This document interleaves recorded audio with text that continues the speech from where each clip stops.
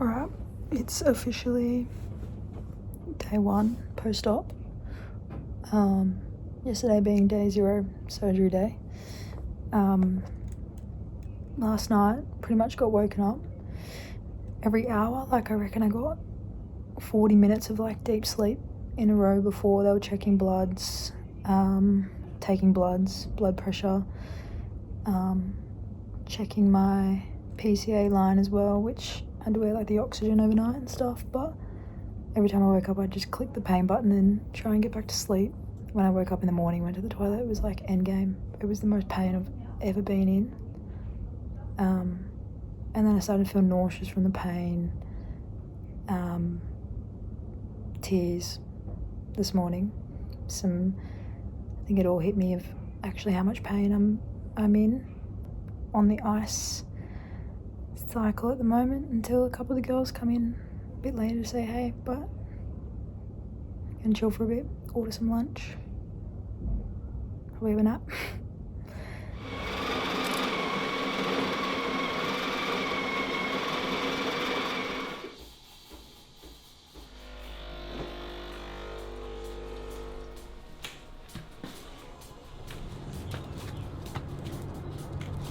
Pretty stunning morning, to be fair, up here on the roof, which is where I spend most mornings once I was able to manoeuvre the stairs on one crutch. Otherwise it was like having to put my coffee on a couple of stairs and then do a couple of stairs at a time. So it's much nicer that I can get up here a little bit easier, but I've been sort of trying to have a bit of a morning routine at the moment where I can sort of have something that I can go back to be a bit consistent.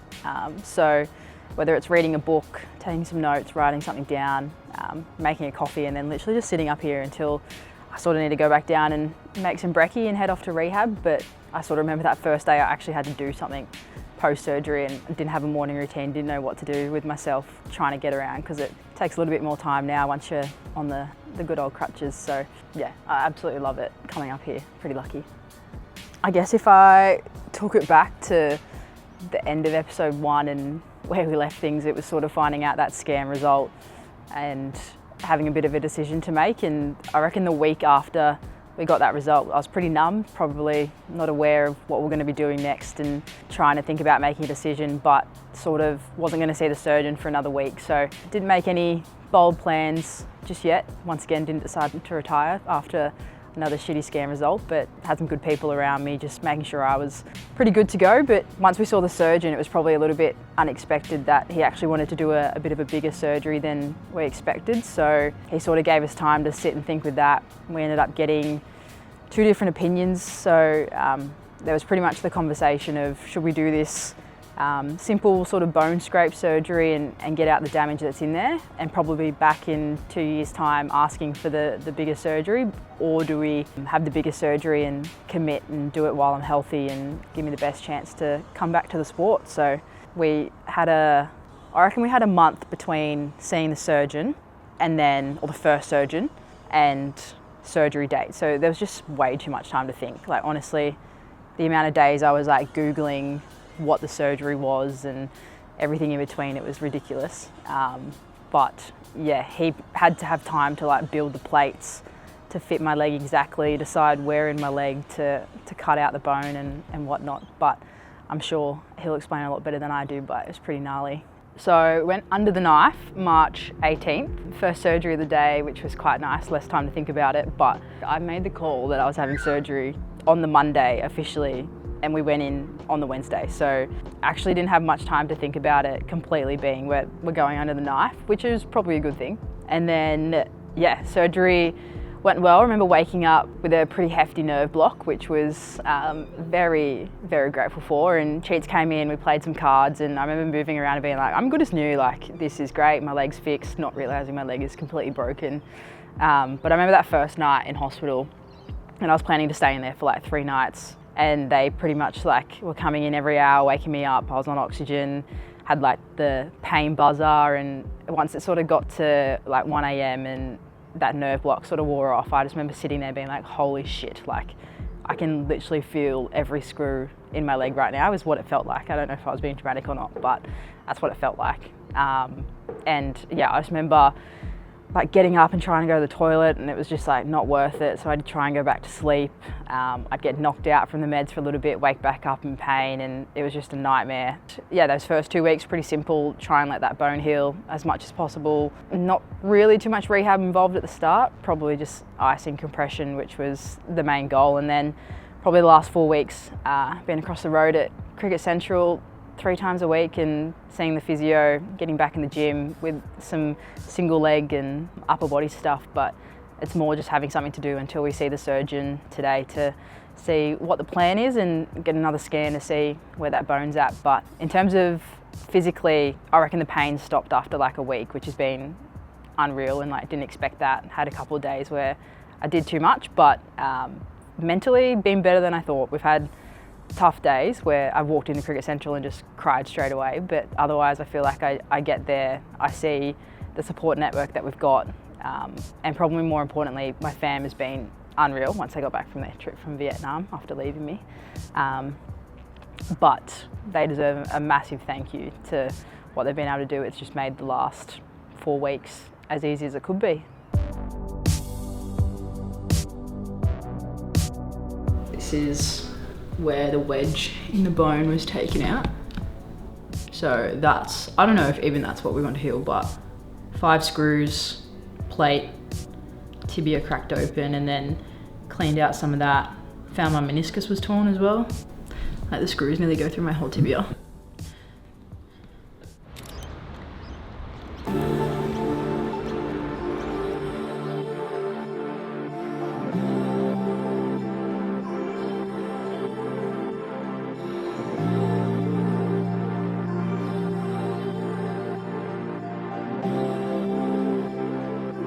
Mado put this in her YouTube video. Go and watch Mado's YouTube. But everyone chose their spots before they did like all the decal and photos and stuff. And we rocked up one Monday and Mado had been put next to Mado. And we were all like, oh, she's asked to be there and all this, and we just give a shit for it because I think it's quite funny that she has to sit there and look at herself bowling quick. The fact that you are so easily replaceable, like you can just get slid out and you're done and dusted, so that doesn't happen.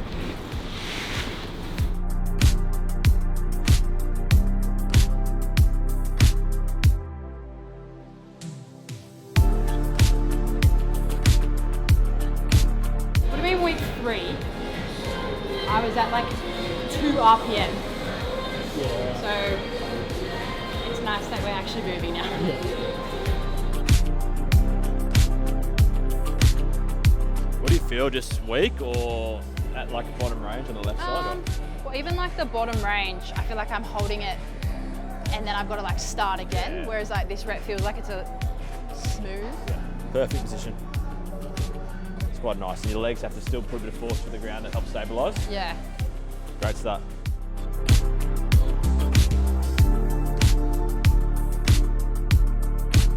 Was it like a 6 out of 10 in terms of hard? Yeah. We've got 4 sets. Let's go reds first and then build up to 2.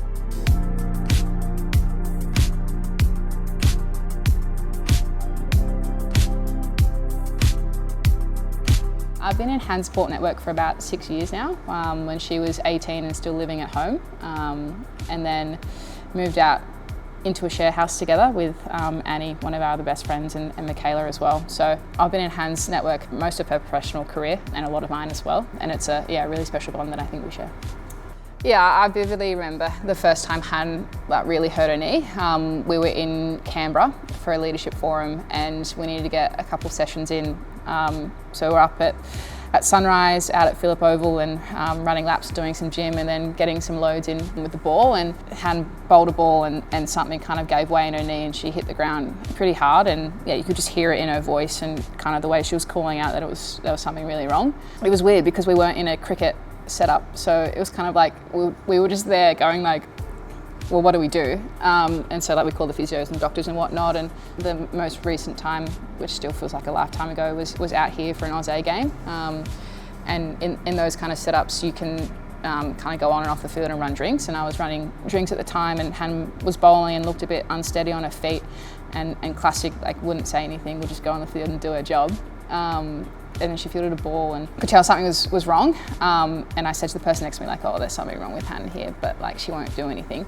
And then, yeah, she had to come off the field, and I think you could just see in her face that she knew something was really wrong, and the scans obviously followed, and then the operation, and yeah, it was really hard to watch. Right, rehab and gym and bike done, so normal routine done and dusted, and then we're now actually stunning day driving over the Anzac Bridge and heading to the hospital to get first an x-ray on the bone to see how it's tracking, and then we'll jump in and see the surgeon for a little bit of an update. So vibes beforehand, I actually have no idea what to expect. I don't know if I'm nervous, but then I woke up at like midnight last night being like, oh shit, like what if something's wrong? But it doesn't feel wrong, so I don't feel like there could be anything majorly to come from this apart from just what the next couple of steps look like. So we'll wait to see what they have to say.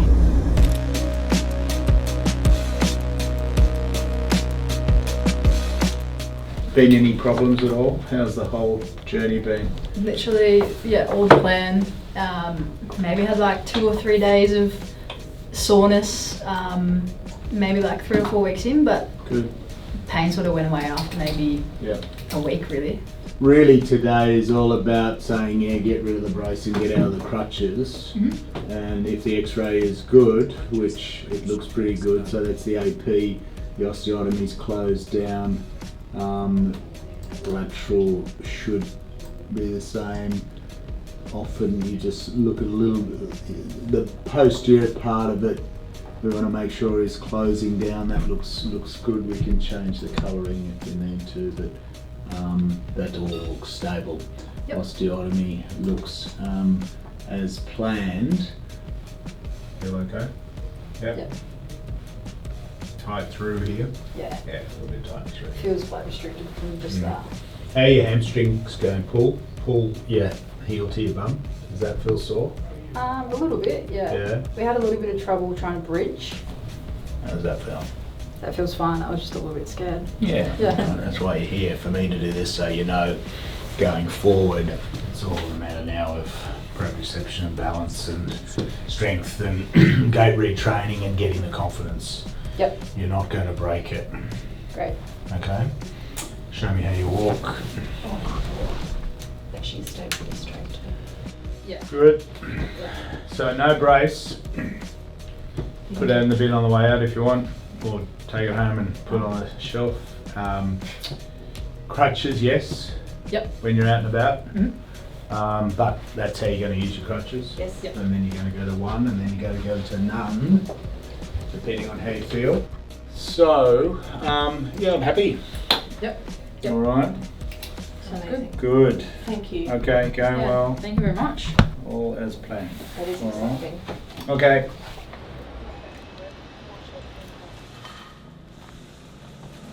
So appointment done. Actually kind of buzzing. I went heaps better than I expected. Got the all clear that the bone is fully healed and we've got no risk of sort of breaking anything, so can start walking and getting off crutches slowly, just being smart about it, making sure we don't do any damage and put ourselves on the back foot. But yeah, he seemed really happy. Looked at some x-rays that reminded me of what's going on in there, but yeah, he was awesome and he seems pretty happy, so yeah, pretty stoked actually. Yeah, so Mum and I have had to come and help do things here for Hannah, to come and do some house cleaning, pick her up, take her to appointments, help her as much as we can to get her back to a fitness so that she can start to do things herself. Walk the dog. I've taken the dog on daily walks, and Broughton and I have come very close lately. We're here to help and support Hannah as much as we possibly can. When I first saw what the surgery was going to be, I was dumbfounded, thinking that they're going to cut into Hannah's leg, and what was the chances of her getting back on the field? I also watched a couple of YouTube videos on people that had had the surgery and how they had recovered, and so it put my mind at ease a little bit, but still I'm apprehensive and hoping that she can get back on the field, back to her normal duties. Hannah shares what she needs to share with her mother and I think. She tells us what we need to hear, not what we should hear all the time. But saying that, Hannah's very strong-minded and she can look after herself quite well. She's very tough. She's got through this process quite well. I'm not surprised, but I'm very happy that she's got through this process so well and she's doing so well.